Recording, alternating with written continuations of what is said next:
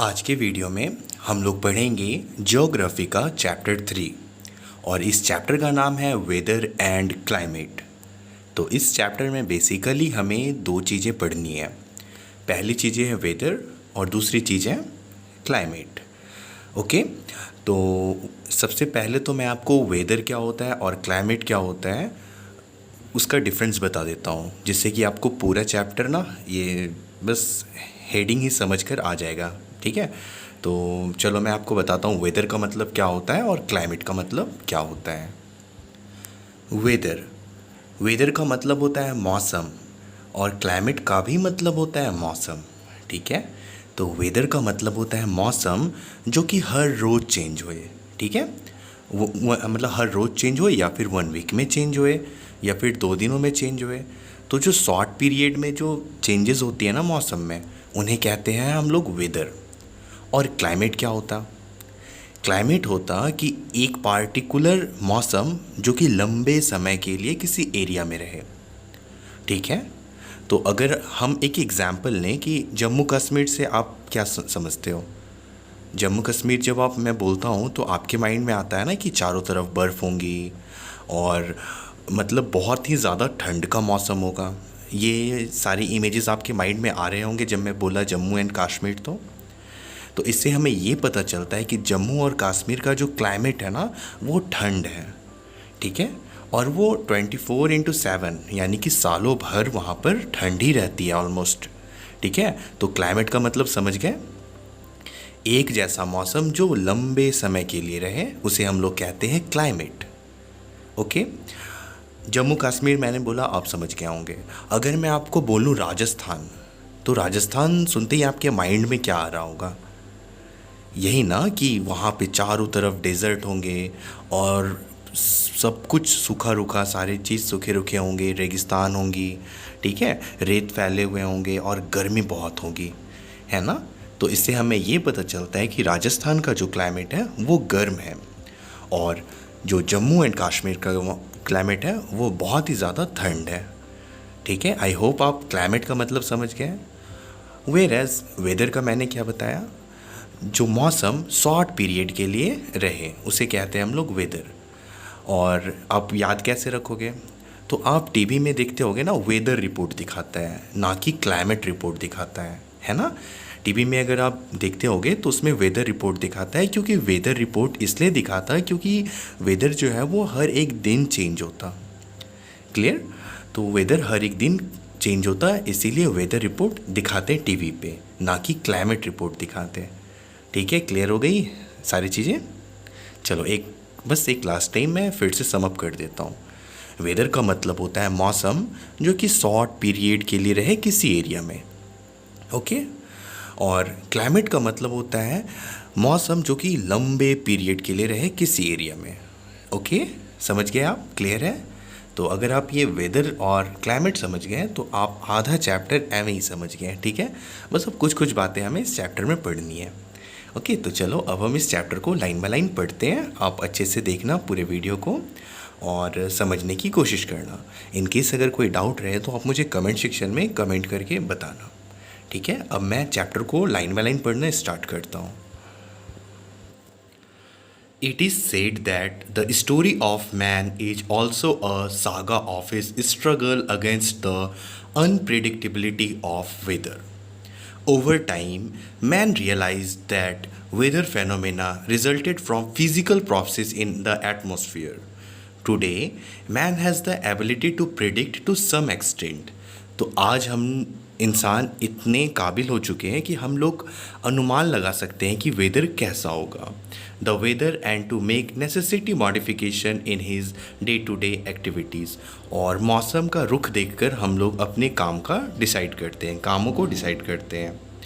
Now comes the weather and climate. Weather and climate are two different concepts.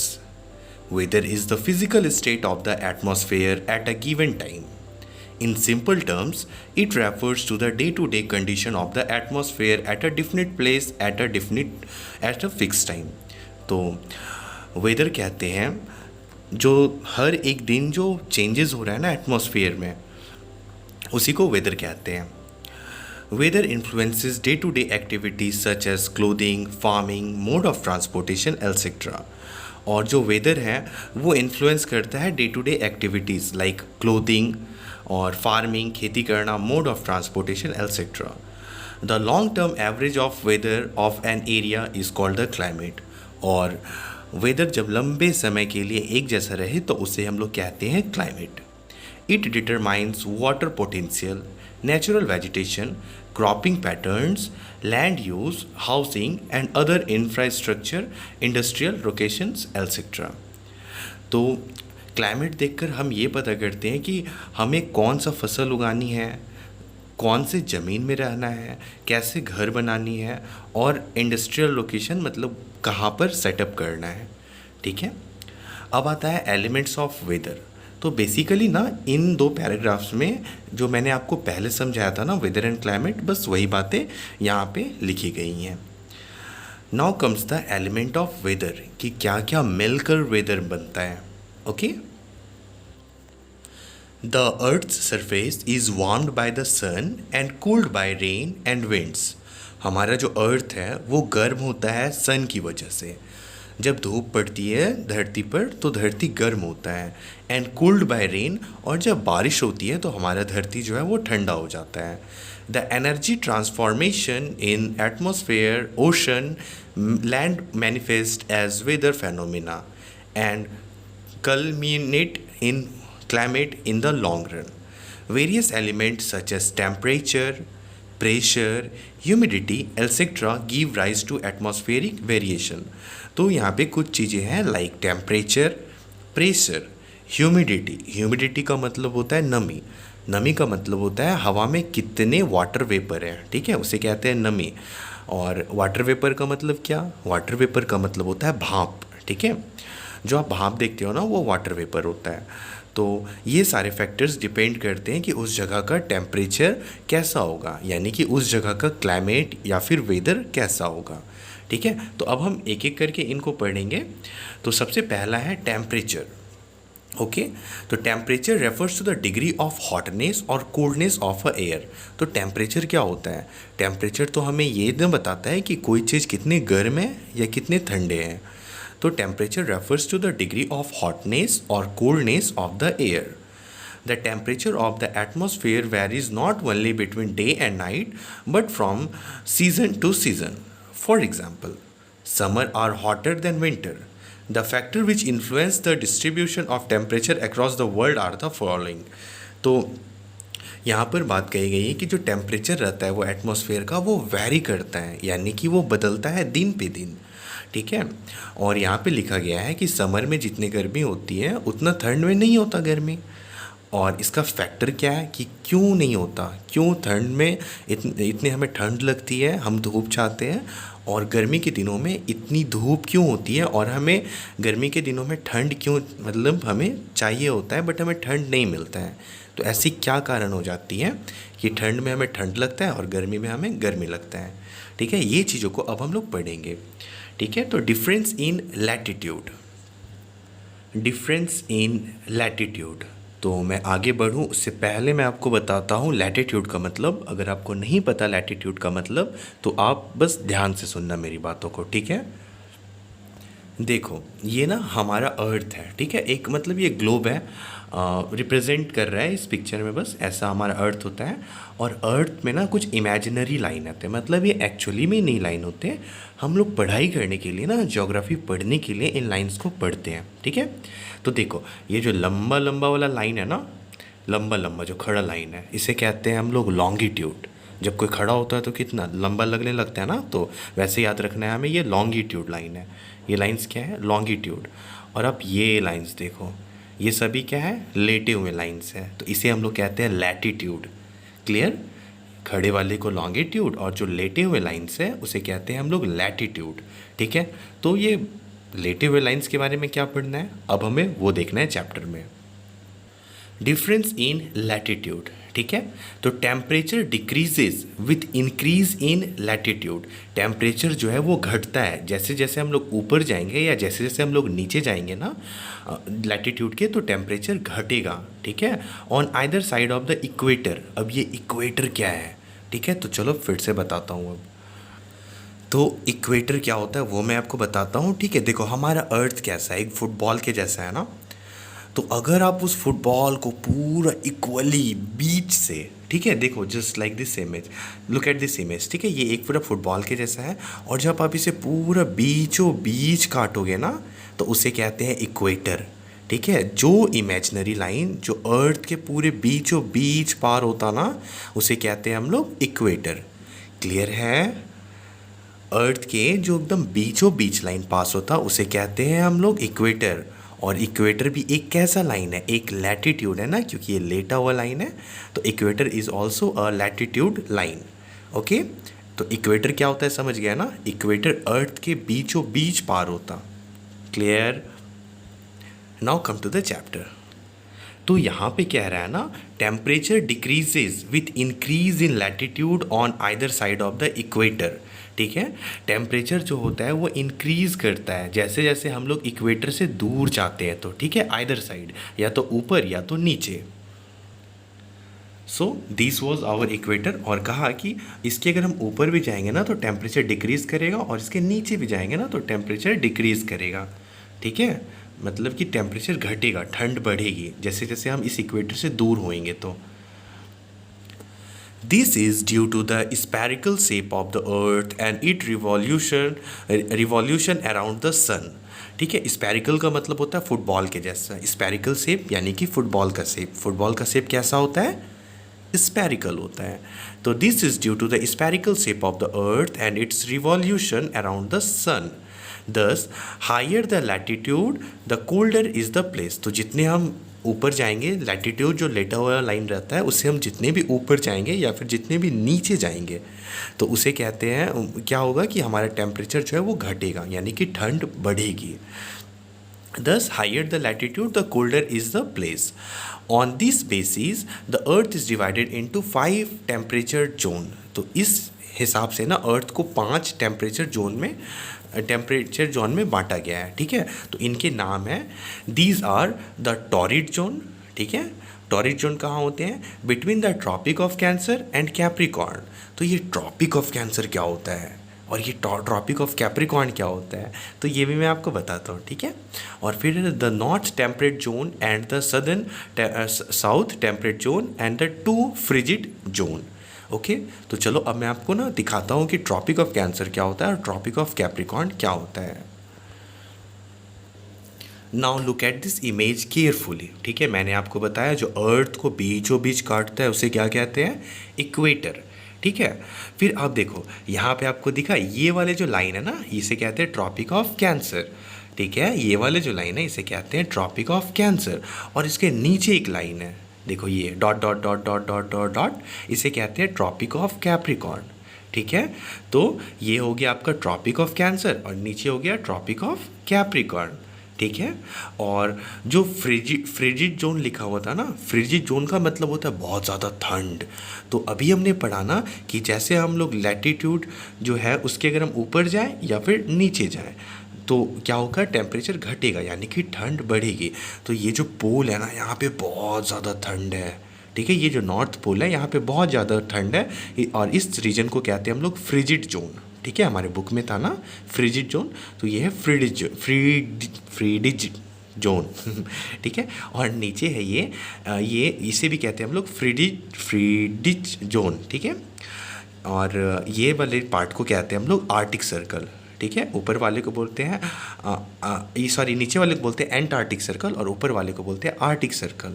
ठीक है, तो आप बस ज़्यादा टेंशन मत लो, आप बस इतना सा समझो, अर्थ को जो बीचों बीच काटता है उसे कहते हैं इक्वेटर, और इक्वेटर के ऊपर वो है ट्रॉपिक ऑफ कैंसर, और इक्वेटर के नीचे वो है ट्रॉपिक ऑफ कैप्रिकॉर्न, और ऊपर को कहते हैं हम लोग आर्टिक सर्कल और नीचे वाले को कहते हैं एंटार्क्टिक सर्कल, और इन्हीं दोनों जोन को कहते हैं हम लोग फ्रिजिड जोन। ठीक है, बाप रे मैं तो प्रोनाउंसिएशन ही नहीं कर पा रहा हूँ, फ्रिजिड जोन। ठीक है, फ्रिजिड यानी कि ठंड, बहुत ज़्यादा ठंड। चलो उन 5 टेम्परेचर जोन को फिर से पढ़ लेता हूँ।